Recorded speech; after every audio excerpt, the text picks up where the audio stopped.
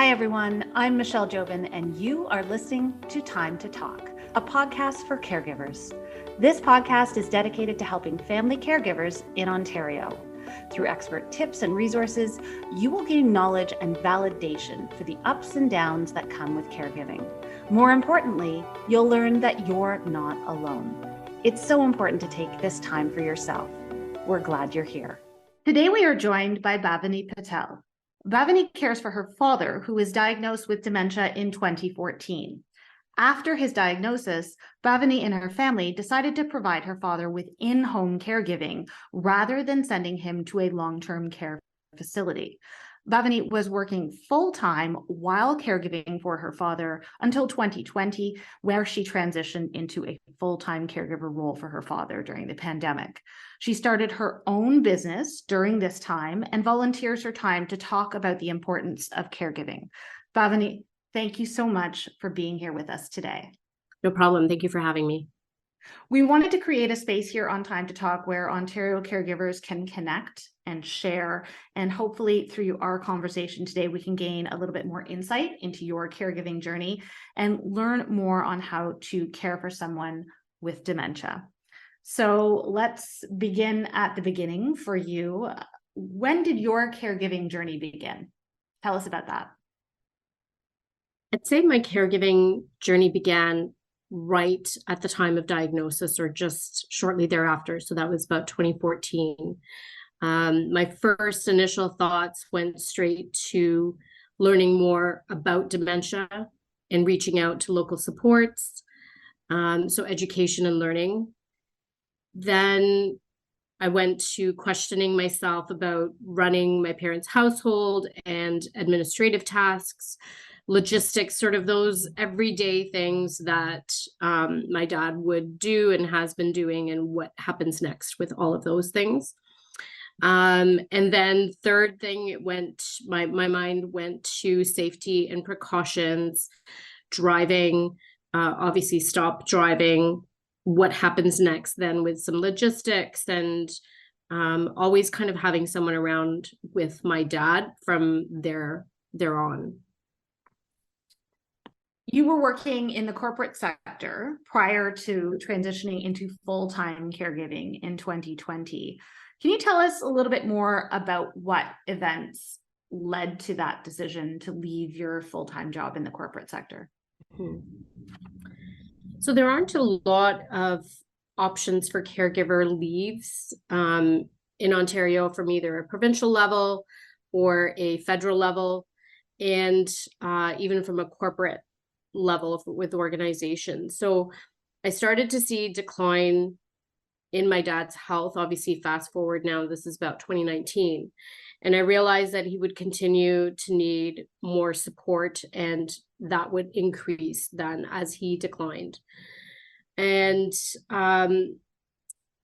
what I decided to do was create my own path. It prompted me to create my own path because of the lack of supports and options. So I set up a consulting business and removed myself from the corporate environment, and then became involved with the caregiving and dementia related initiatives and aging well initiatives while I was doing that as well. So that's sort of what prompted me, were the lack of supports from all different levels. And keep in mind, before COVID, working from home wasn't even a choice or an option or something that an employer would grant to you even one day a week, or even 2 days a week, or any type of flexibility, which now has changed, where caregivers can balance that logistic side of it a little bit more.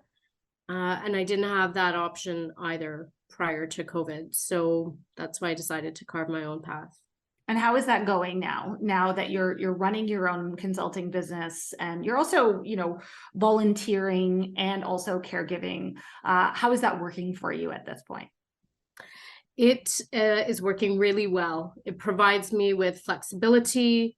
It provides me with making my own schedule and owning that schedule and really creating it and making my own balance. So caregiving is a priority. That's sort of my full-time job, if you want to call it that. And then the consulting side of it is something that I do part-time, based on the schedule that I have for caregiving. And then the volunteering side of it is sort of thrown in there. Again, with pandemic, everything started becoming virtual. So a lot of these groups and support groups and things that I was involved with and volunteering was happening all on Zoom. So it actually was flexible and very easy to coordinate. And even with the consulting business, all of these trainings and meetings and things like that would happen on Zoom. So I was able to very easily have a flexible schedule, but make my dad and the caregiving side of it the priority and the center of all of it. I never want to say there was a silver lining to the pandemic, but it did force us to figure out another way of doing things that perhaps was overdue, especially when we talk about situations such as yours. So one of the standout points about you and your family's decision for your dad was the decision to stick with in-home caregiving. So what advice would you give to a caregiver contemplating a long-term care facility versus in-home caregiving? Yeah, good question. I'd say really do the research about the two options, and that there are two options.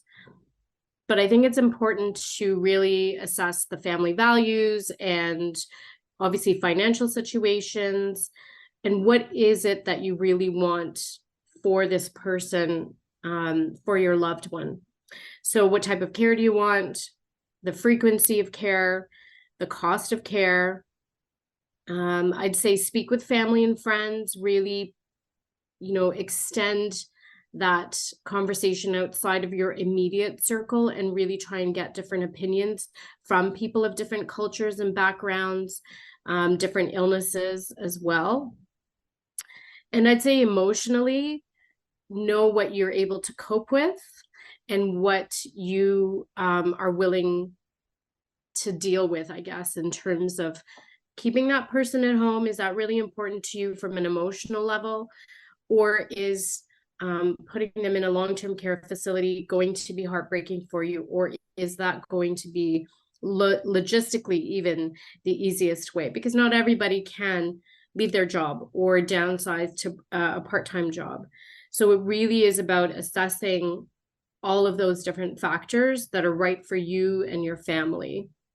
Reading about you and your family and your dad's journey through this so far, it brings up such an incredible point about language and culture and caregiving and long-term care, and how all of those decisions all those factors interplay into a decision. So can you give us insight into the cultural differences or language barriers through a South Asian lens at long-term care facilities in Ontario? Mm-hmm. So long-term care in Ontario, and I'll say specifically in the region of Peel, which is where my family is, my parents are, there aren't any specific long-term care homes that cater to South Asian needs. So that would be from a language barrier, language options, that would be even from menu items, that would even be from a spiritual side of things as well, which is very dear to the aging and senior population. And with dementia specifically, there's a high probability that those patients lose their languages or language skills. And in our particular case, my dad spoke and read and wrote 4 different languages. English was one of them, but it was the last one that he learned. He grew up in India, and the last one you learn is the first one to leave. So they call it last in, first out. So him losing his language meant that someone would need to communicate to him in perhaps one of those other 3 languages. Mm-hmm. And that is few and far between that you'd actually get a staff member who would be able to do that. And as much as my father lost his language and ability to speak, if you spoke to him, he would be able to respond back with the yeses and the nos and the shrugs and the facial reactions of understanding what was being said.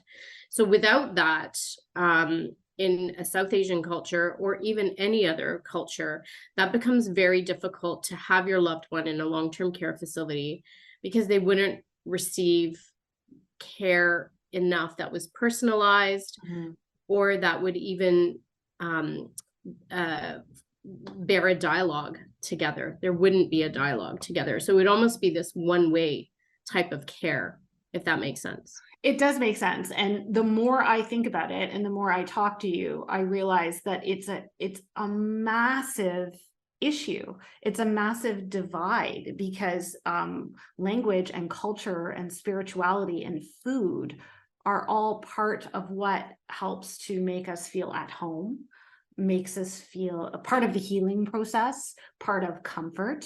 So these are all incredibly important things. And we're such a diverse population here that it is, I do know, like, I think about, not that we need care for her now, but my own mother-in-law, English is her second language. She speaks Mandarin and some English. So it would be definitely something that and my husband's grandmother, entirely Mandarin. So she's in home care, getting in-home care, very likely for a lot of the same reasons that you're bringing up. So it's an incredibly important thing and definitely an issue I think that maybe needs to be looked at closer. And it makes a lot of sense as to why the decision your family came to made sense for you and for your father. Let's talk about when you began to recognize that your father had dementia. What were the signs of that for you? So the signs were, so just to sort of even work backwards, my dad, as I'd mentioned, spoke 4 different languages, was very well read, went to university. He loved to read the newspaper and watch TV and watch the news, and had amazing penmanship. And he loved art and coloring and writing and those kinds of things. So just visioning that as the person who he was. And then him coming to me one day and saying, I don't want to read the paper anymore. You should just stop the subscription. My dad would read the Globe and Mail front to back for decades. And I kind of thought, well, that's a little bit odd. And I said, why don't you want to read the paper, Dad? He said, oh, there's some words that I don't understand. And that kind of struck me as a little bit odd. So we have a dictionary that we've had for decades, which is an English Gujarati dictionary. And he would always use that if there was something that he was looking for. But he said, oh, I don't think some of the words are in there. So I kind of let that go. I also found that he was becoming a little bit quieter. My dad is a chatterbox. And so he was becoming a little bit more quieter and not as initiating conversations as much. So that was sort of another indication. And the third one was the penmanship. His writing had changed. And I thought that was really weird. His signature changed when I had asked him to sign a form. So those were really key standouts. There were some other large ones as well. But all of these adding up, for me, my gut knew that something was wrong. So so I decided to take him to the doctors. And yeah, it was diagnosed as dementia. So that's how it sort of all started. And I thank you for sharing your story with us, because I know how incredibly personal and difficult this is for you, and definitely we appreciate that you're trying to help others with it. Have you found any resources in the province or in Peel region that have helped support caregivers caring for loved ones with dementia? Do you feel that up until this point that you have found the support that you need? Caregiving is a rewarding journey, but it can also be incredibly challenging. 90-Second Caregiver provides short, practical tips to help caregivers manage their stress. Whether it's a quick break, relaxation exercise, or a few minutes of self-care, the tips are designed to help you manage stress and maintain your mental health. 90-Second Caregiver delivers health information, tips, and advice related to the caregiving experience and caregiver mental health straight to your inbox each week. Take care of yourself. Subscribe to the 90-Second Caregiver at ontariocaregiver.ca. At that time, at the sort of initial years of when he was diagnosed, one of the first places that I reached out to was Alzheimer's Society Peel. And that's been an institution there for the longest time. I've never had anyone in my circle of friends or family that have even used Alzheimer's Society Peel. But growing up in the region of Peel, you would just see that everywhere, or, events, charity events and things like that. So I instinctively just reached out, Googled them, reached out, got their information, was connected with them. Right away, I said, this is the literally the start of this journey for me and for my family. What do I do next? They were the first pillar of support. Mm-hmm. And through education, through conversations, through support groups, activity groups, day programs, that was probably the most helpful part of that first year in transitioning through sort of understanding what's going to be happening years down the road. Even though you don't know, everybody's path is very different with this disease, but that gave us quite a bit of support at that time. So the other support services that we were told about, or that we were referred to, was Indus Community Services, and they were originally called India Rainbow Community Center, I believe. So Indus Community Services has day programs for those with cognitive decline and some physical decline, and then they also just have healthy aging programs as well, and just get-togethers. So both of my parents were part of that. They're a part of that. And how we got connected to that was at Alzheimer's Society Peel. My dad was going to the day programs, but they were all conducted in English. Mm. And as he was losing his English and not able to keep up with the conversations or even understand what was happening, there was somebody there that had mentioned there was a South Asian community group. They didn't know too much about that South Asian community group, but then referred my parents to that group. And so fast forward, they did enroll in the Indus community programs. And my dad was a part of a day program service that they have daily for older adults with needs. So the ratio of staff to your loved ones is actually quite small, which is really great. Mm-hmm. So they do get a lot of one-to-one attention. They spend a full day there, and you can enroll them. It is a paid service, but it is very minimal and very affordable. And so they can go every day. You just drop them off as if you're dropping your kid off to school, and then you pick them up in the late afternoon. They get chai, which is tea or Indian tea. They get snacks. They get a full lunch. They do coloring, vocabulary. They watch videos. They do music sessions. They have information sessions. They'll do some physical activity. And so it is a really supportive, inclusive day program. And my dad was there right up until the pandemic, pretty much as well. And then my mom also has that. They have healthy aging and wellness programs for aging members of the community as well.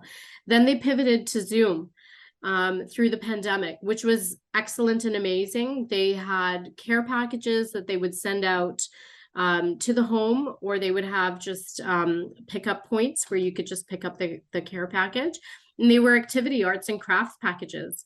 So it would keep the seniors busy at home, while on Zoom, they would put paint a mug, or they would build something during, Remembrance Day. They would do arts and crafts and make a poppy, Easter themed, summer themed, spring flowers, whatever it could be. In this community really pivoted to online support. They still do that as well. And so they have a bit of a combination. But that is something I find in the South Asian community, especially in the region of Peel specifically. I can't speak for other areas in Ontario, but it is something that is very, very valuable and very supportive.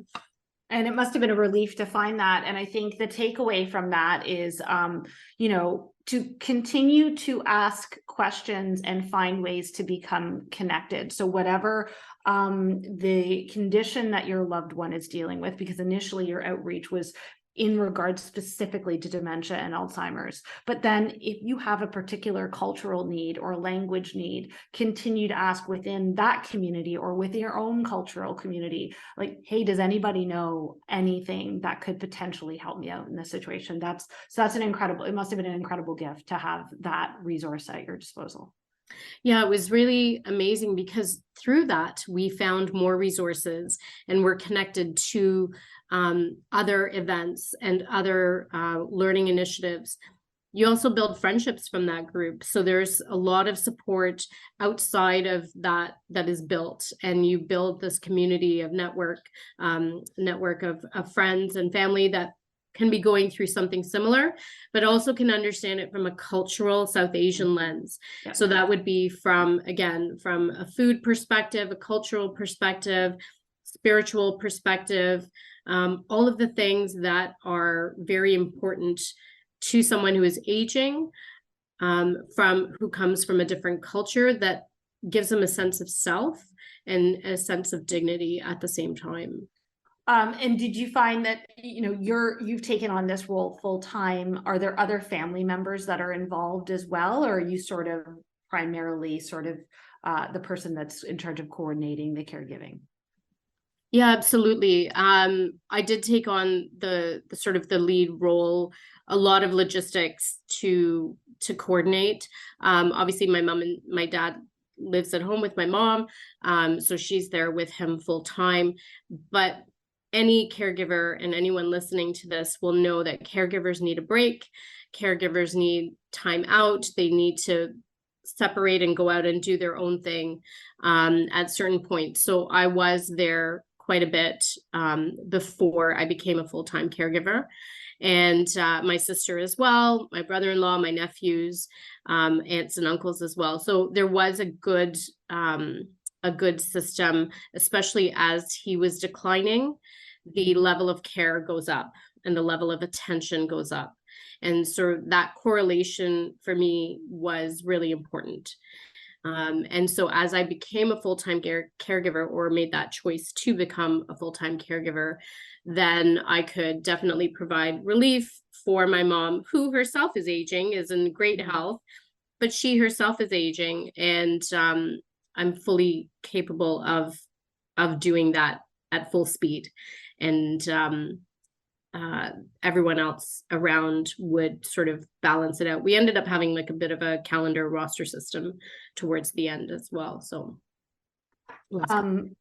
you mentioned the Alzheimer's Society of Peel as one of your initial supports, but when you first started caring for your father, was there someone that was there for you, that listened and cared and gave thoughtful advice that helped you on that journey? Is there anyone in particular that you can think of? All of my friends definitely were there to listen and be supportive during that process. I'd probably say specifically those who have been through this particular situation of having a loved one with dementia, Alzheimer's. And I probably only had 2 friends at that particular time who were able to really relate to the disease, and to how it progresses and what that meant for their family and their loved one in particular. They were probably the closest in terms of understanding and relating and supporting and listening at that time. That's good. So when transitioning into a full-time caregiver for your father, you talked about how, with your mom, all caregivers need a break, right? There's a lot going on that they're managing emotionally, mentally, physically. But in terms of your schedule, did you have a hard time balancing caregiving and your personal life? Yeah, I'd say when I transitioned from into full-time caregiving, the part that was hard was actually having others around me understand why I was actually becoming a full-time caregiver. Not a lot of people do it. Not a lot of people have the means or the capacity to do it for logistically and emotionally and even daily tasks of what a person with dementia would need. So that was probably a bit of a hard balance, was the conversations that I was having with people or the questions that I was getting from people. And then in terms of my personal life, it was definitely hard to balance that. When I became a full-time caregiver just towards 2019, 2020, it was just before COVID. So we were still out and about and going out and whatnot. My dad was still mobile. He was still eating, full meals and that kind of a thing. So it wasn't 24/7 care as it progressed into. So I was still able to go out on the weekends and go out with friends and have my own personal life. However, as the disease progresses and my dad declined, then it became 24/7 care.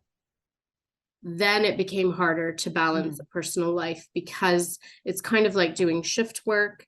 You are exhausted quite often.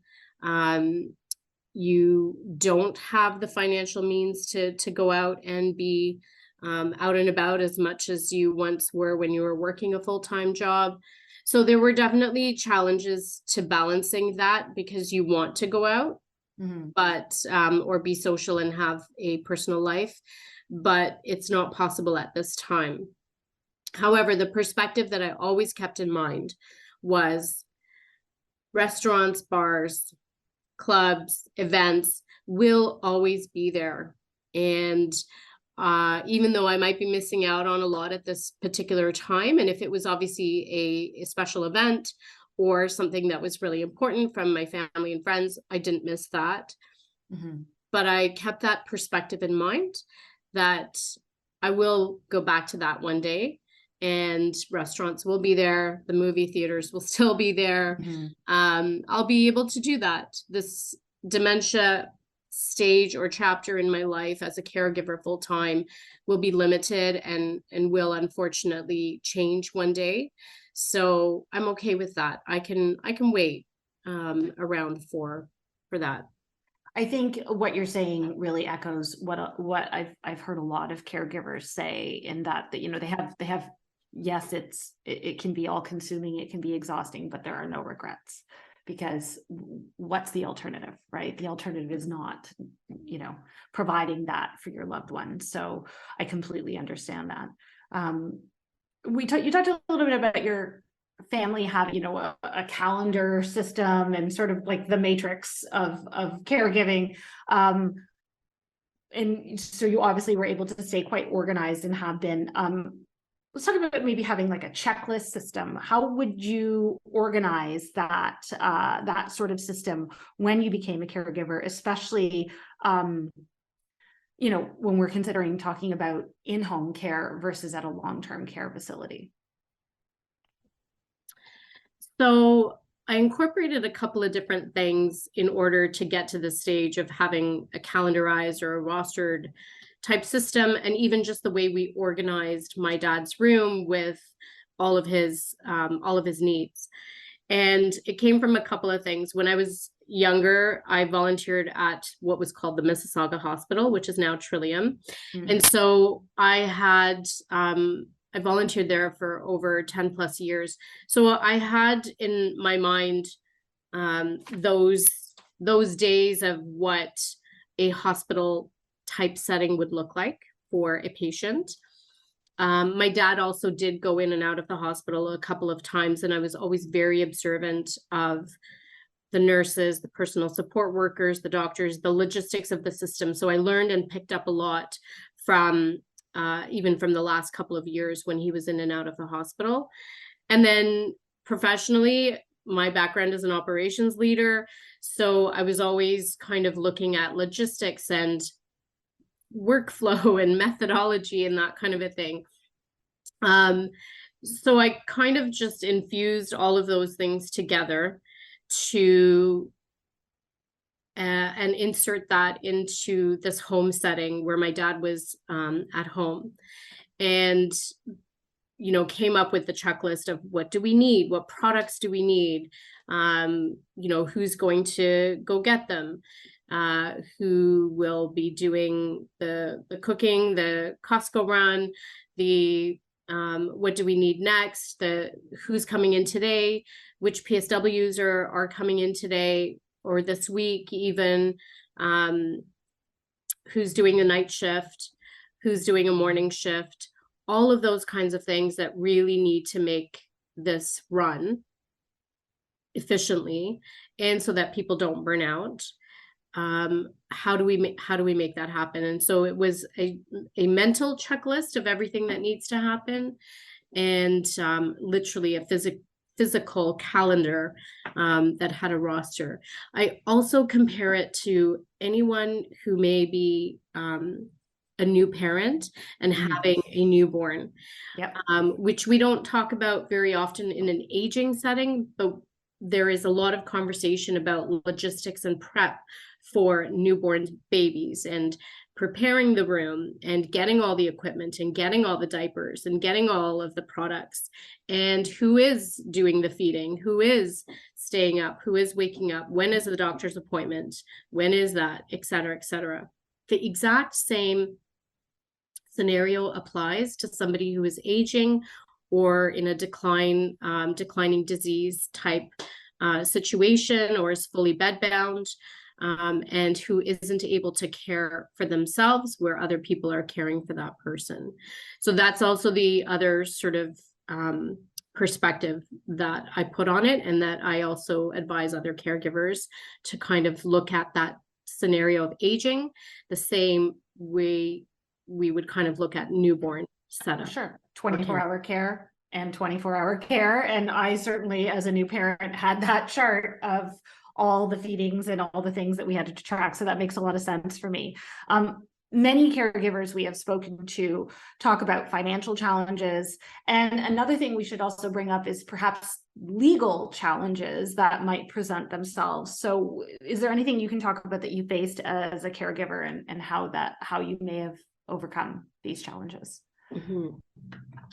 So the first thing I would probably advise to even anyone listening to this is really take advantage of the webinars and resources that support groups might have out there for caregivers when it comes to legal advice and financial advice, or even taxation advice, because there are seminars and webinars out there and they're all pretty much free, where you can just log on and really start to understand legal implications or changes that may need to be made.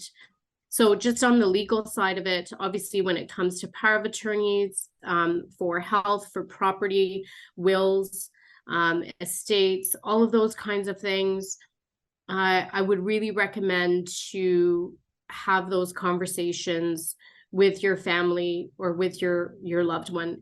Now, again, I'm very lucky. My dad was amazing at being open and honest, and him and I would have these conversations, decades ago. So I always knew where the paperwork was, what was on the paperwork. We always had really good conversations. As much as my dad was my dad, he was a friend to me, and we were able to have these friendly conversations very dispassionately about really logistical things that needed to be done when they needed to be done. So I would advise families, even at a younger stage, before the aging process, whatever you may, I guess, call aging or senior life or retirement life, to have these conversations about legal and financial matters, because things are unpredictable. And they are really important so that you're not stuck in a legal loop when you're trying to process paperwork. So seek advice from legal counsel, get the wills done, get the power of attorneys done. Hospitals will ask to see those at some point in time. Banks will ask to see those at some point in time. So I would really recommend to make sure that legal papers and matters are in order. And same thing with financial documentation, in terms of maybe putting names on accounts or whatever those family dynamics are as well. You need to take that into account so that caregivers aren't stuck, again, in this legal loop, in this provide proof loop that has actually heightened as well from banks and securities perspective. So the challenges that we faced were, I'd say, minimal in terms of having things prepared in advance gave us less to worry about.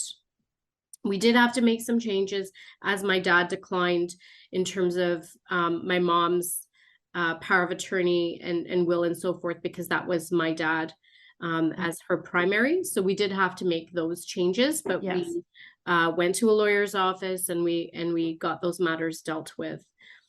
Financial challenges faced as a caregiver.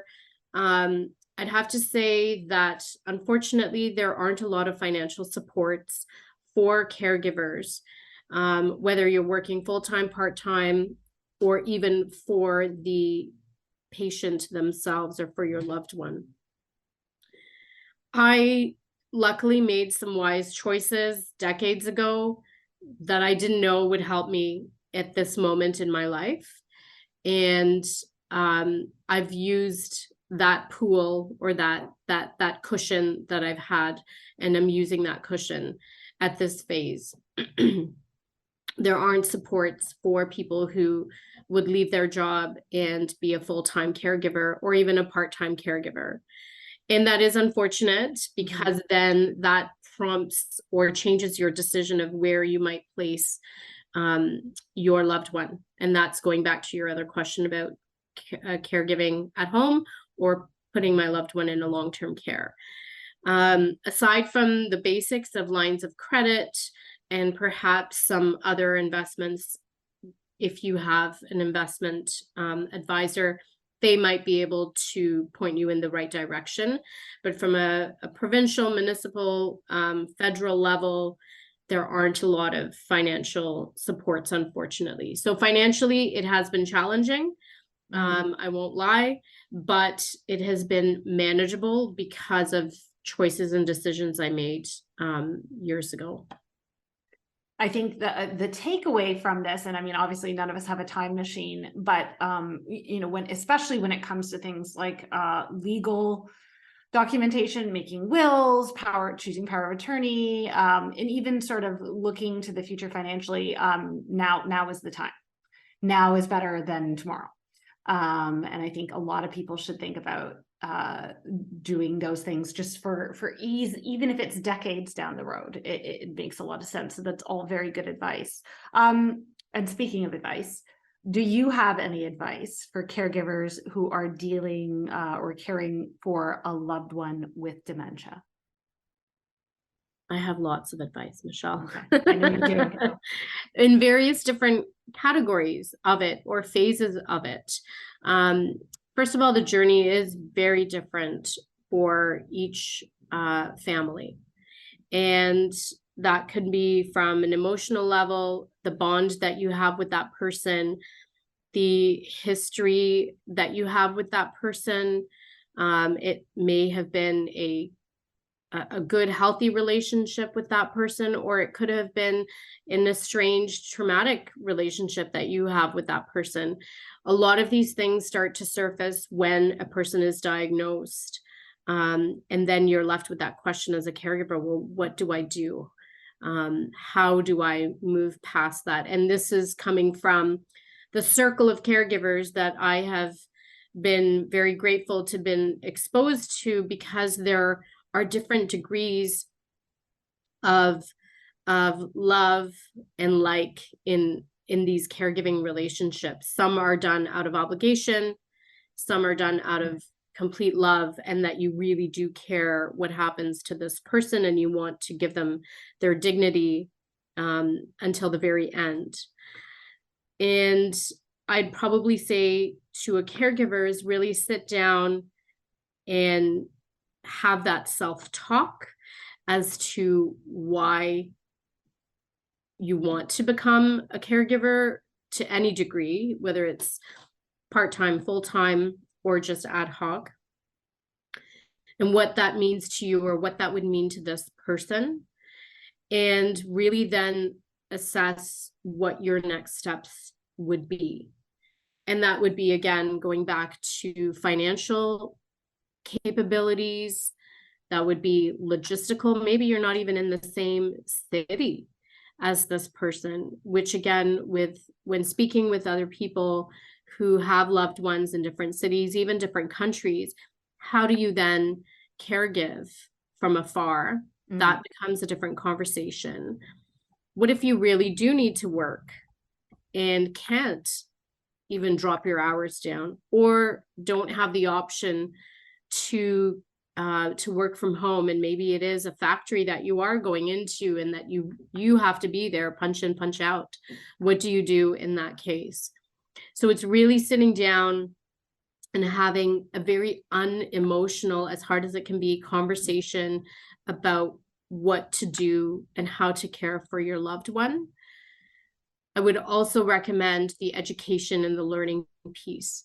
So in our particular case, it was dementia, but for any caregiver out there who is caregiving or will be caregiving for a long-term period of whatever that disease or ailment is really learn about that disease or ailment. The more information you have, the more exposure you have to that particular scenario, the more you can then understand how you need to pivot each time and how you need to change or think 2 steps ahead. The third thing I'd say is keep connected. Keep and stay connected to other caregivers and caregiver networks. I really thought I was the only person in this particular situation until I became more connected with caregivers through various networks. And I realized how many people were having financial challenges, how many people were happy with long-term care, how many people were not happy with long-term care, how many people were happy with at-home care, and vice versa. So until you start having these conversations, you realize you're not alone. You're not, that you have support systems out there, that you have resources out there, whether it's legal, financial, understanding the CRA systems even more, which is so complex. And you get a different answer every time you try to have some sort of conversation with CRA or anything to do with financials. So I'd say, that would be another large part of it, is stay connected, keep connected. and make that a priority as well. Even as tired as you can be, there's another caregiver out there who is just as tired and is happy to talk about that and can be that one person to understand what you're going through. Mm-hmm. And as much as we say self-care, I'd probably say the last component of it is find what makes you happy and makes you de-stress. And that can be even 10, 5, 20 minutes a day. It could be listening to music. It could be doing a crossword puzzle. It could be watching cheesy television shows, reruns, especially during the pandemic. Everything was a rerun.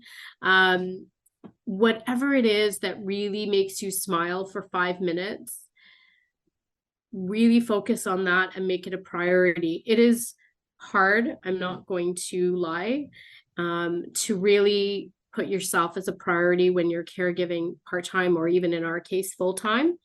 The only thing you want to do is sleep. But even just having a 5-minute conversation with a friend to find out how they're coping with something that they're going through can also take your mind off of it, but also make you feel like you're helping someone else. And I'd probably say another piece of advice for caregivers, which was important to me, was to become involved and to have those conversations. So volunteering is something that I personally have always done since I was a kid.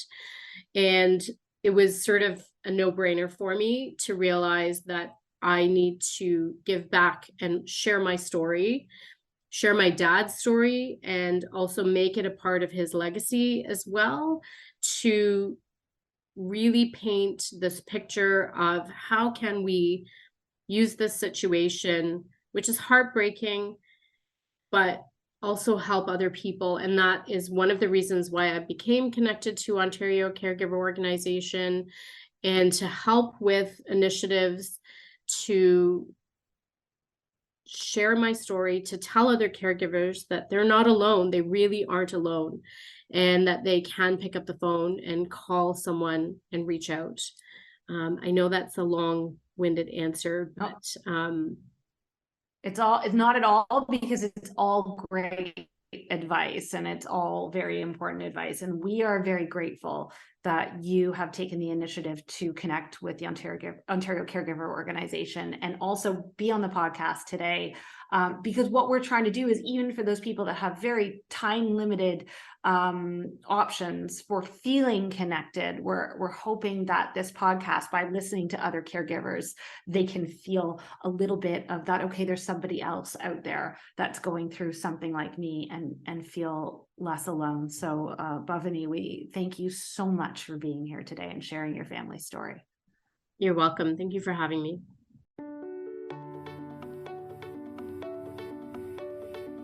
Thank you for listening. We hope you enjoyed this episode. You can access more details about support services on our website, ontariocaregiver.ca. Until next time, I'm Michelle Jobin, and you have been listening to Time to Talk, a podcast for caregivers. We hope you have a wonderful day.